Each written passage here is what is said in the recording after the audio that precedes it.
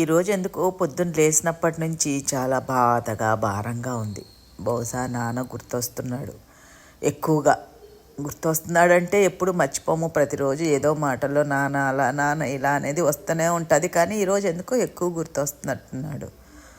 ఎప్పుడైనా ఒక్కసారి నేను ఫోన్ చెయ్యకపోతే మరుసటి రోజు పొద్దున్నే ఏనాయనా బిజీనా అని వెంటనే ఫోన్ చేసేవాళ్ళు అనమాట.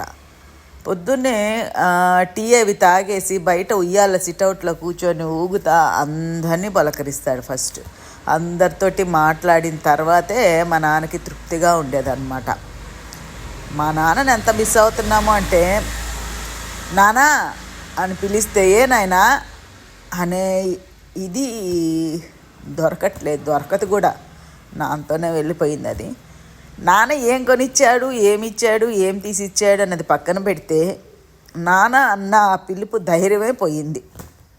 నాన్న ఉన్నప్పుడు అదొక ధైర్యం కదా, నాకే కాదు అందరికీ.